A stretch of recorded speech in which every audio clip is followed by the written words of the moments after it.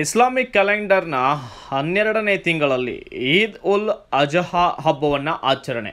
Muslim ಸಮುದಾಯದ ಜನರಿಗೆ ಈ ಹಬ್ಬ ಬಹಳ ವಿಶೇಷವಾಗಿದ್ದು, ಈದ್ ಉಲ್ ಅಜಹಾ ಸಂದರ್ಭದಲ್ಲಿ ತ್ಯಾಗವನ್ನು ಮಾಡಲಾಗುತ್ತದೆ. ಆದ್ದರಿಂದ ಈ ಹಬ್ಬವನ್ನು ಬಕ್ರೀದ್ ಎಂದು ಕರೆಯುತ್ತಾರೆ.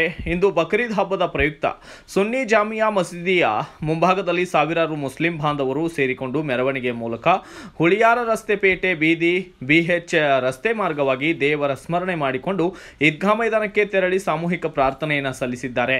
ನಂತರ ಸುನ್ನಿ ಜಾಮಿಯಾ ಮಸೀದಿಯ ಧರ್ಮಗುರು ಬಕ್ರೀದ್ ಹಬ್ಬದ ವಿಶೇಷತೆ ಬಗ್ಗೆ ತಿಳಿಸಿದ್ದು, ಪ್ರವಾದಿಗಳಲ್ಲಿ ಒಬ್ಬರಾದ ಪ್ರವಾದಿ ಇಬ್ರಾಹಿಮರು ತಮ್ಮ ಮಗನಾದ ಇಸ್ಮಾಯಿಲ್ರನ್ನ ಸೃಷ್ಟಿಕರ್ತ ಅಲ್ಲಾಹನಿಗೆ ಬಲಿ ಕೊಡಲು ಮುಂದಾದ ದಿನವನ್ನ ಈದ್ ಉಲ್ ಅಧಾ ಬಕ್ರೀದ್ ಎನ್ನಲಾಗುತ್ತದೆ ಎಂದು ತಿಳಿಸಿದ್ದಾರೆ.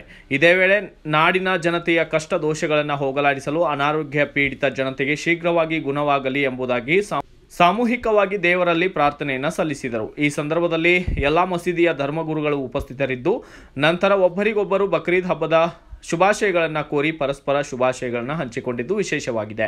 ಈ ಸಂದರ್ಭದಲ್ಲಿ ಸುನ್ನಿ ಮುಸ್ಲಿಂ ಜಮಾತ್ ಕಮಿಟಿಯ ಅಧ್ಯಕ್ಷರು, ಕಾರ್ಯದರ್ಶಿಗಳು, ಕಮಿಟಿಯ ಸದಸ್ಯರು ಸೇರಿದಂತೆ ಮುಸ್ಲಿಂ ಸಮಾಜದ ಹಲವು ಕಮಿಟಿಯ ಅಧ್ಯಕ್ಷರುಗಳು ಕೂಡ ಇದೇ ವೇಳೆ ಭಾಗಿಯಾಗಿದ್ದರು.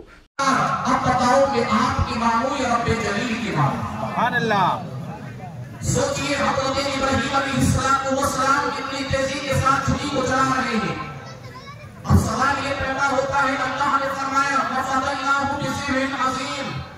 हमने हज़रत इस्माइल की जगह पर एक बड़ा ज़बीहा कबूल फरमा लिया।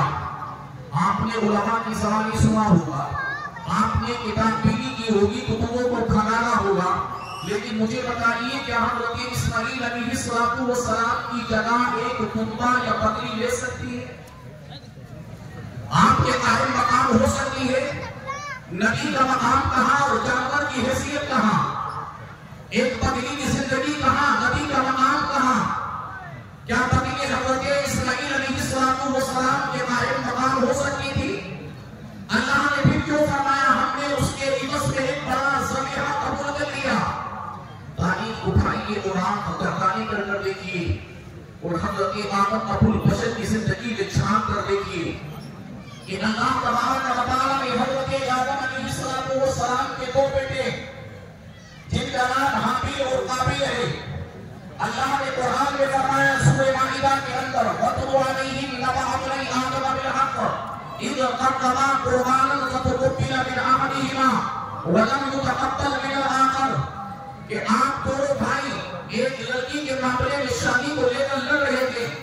हज़रत आदम अलैहिस्सलाम को हर दिन दो बच्चे पैदा होते हैं हज़रत हव्वा के बदन से, एक लड़का पैदा होता है, एक लड़की पैदा होती है।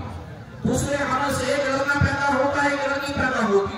पहले वाले लड़के का निकाह बाद में होने वाली लड़की के साथ होता और बाद में। Bureau report Parvez Ahmed, Raju Arsikere, BV5 news Kannada, Arsikere. Thanks for watching. Read, discuss and debate with editor Dr. Yan Prashant Rao. Wanted reporters in print, digital and visual media for Bharat Vaibhav Daily Newspaper, BV News 5 Channel and BV Fast Web News from all the talukas of Karnataka, Goa and Maharashtra. If interested, send your resume to 9019229369.